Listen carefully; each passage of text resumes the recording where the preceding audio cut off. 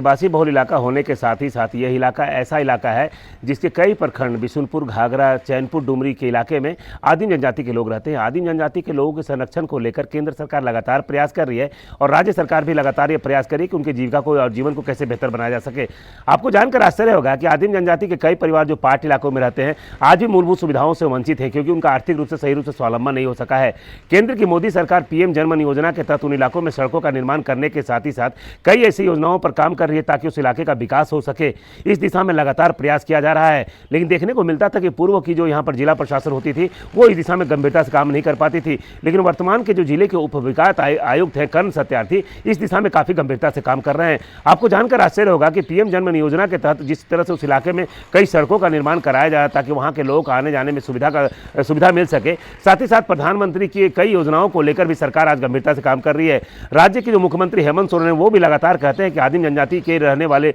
उन इलाकों में रहने वाले आदिम जनजाति के लोगों को किसी प्रकार की कोई दिक्कत का सामना न करना पड़ सके, इसके लिए केंद्र सरकार और राज्य सरकार लगातार प्रयास कर रही है। उन्होंने ये भी बात बताया कि जिस तरह से कई मुद्दों को लेकर राज्य सरकार से फंड मांगा जाता है तो वो फंड आसानी से मिल जाता है। अभी हाल के दिनों में अगर बात करें तो जिस तरह से आपूर्ति विभाग के माध्यम से उन्हें सुगमता से अनाज पहुंचाया जा रहा है डाकिया योजना के तहत, उसी तरह से जिले के जो उपायुक्त थे कर्ण सत्यार्थी वो इन दिनों आदिम जनजाति के लोगों के आर्थिक उन्नति को लेकर पूरा प्रयास कर रहे हैं। जिस तरह से आपको पता है कि आदिम जनजाति के लोग जिस इलाके में रहते हैं उस इलाके में जो मिट्टी होती है वो मिट्टी सभी तरह के उत्पादन के लिए बेहतर नहीं होती है, लेकिन अभी जिस तरह से डीसी साहब ने इस मामले को लेकर पहल किया है और डीसी साहब ने वरीय प्रशासनिक पदाधिकारियों और टीम को बुलाकर वहां पर एक चिकसोना आलू की जो किस्म होती है जिसको अक्सर आप देखते हैं जो चिप्स बनाया जाता है उसी आलू से बनाया जाता है, तो उस आलू की कीमत अच्छी खासी होती है। तो चिकसोना आलू के वहां पर उत्पादन को लेकर प्रयास किया जा रहा है और इसके लिए आदिम जनजाति परिवारों को जोड़ा जा रहा है और कई हेक्टेयर भूमि, कई एकड़ भूमि में आलू का जो उत्पादन होगा उससे न केवल उस इलाके की तस्वीर बदलेगी बल्कि आदिम जनजाति के लोगों का बेहतर विकास हो पाएगा।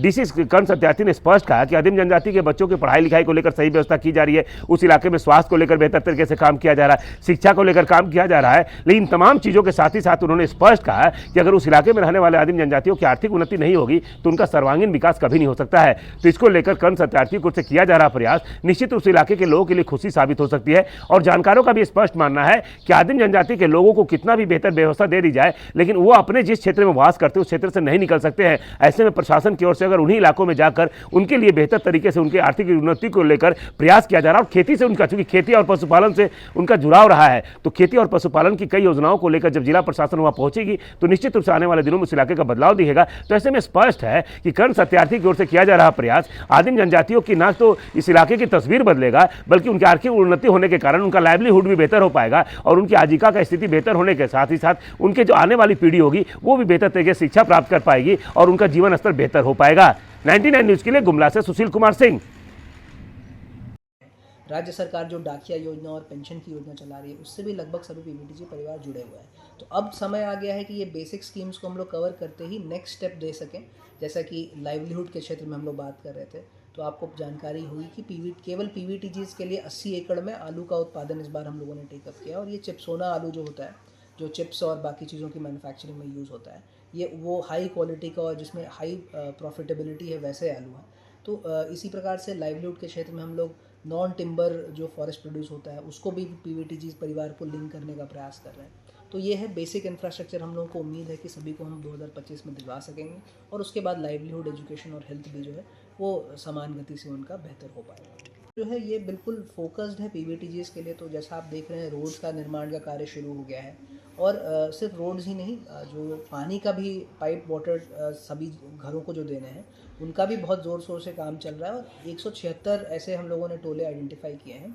जहां जेजेएम से नहीं पहुंच पाया है पानी अभी तक, उन पे भी काम शुरू हो गया है और मुझे लगता है कि हम लोग फरवरी एंड से पहले उन सभी टोलों को कनेक्ट कर देंगे। तो इसी प्रकार से जितने भी कंपोनेंट हैं, आपको पता होगा गुमला जिला पहला जिला है जो 100% सिकल सेल पीवीटीजीज के लिए स्क्रीनिंग कर चुका है। आयुष्मान भारत के तहत लगभग हम लोग 95% लोगों को जोड़ चुके हैं।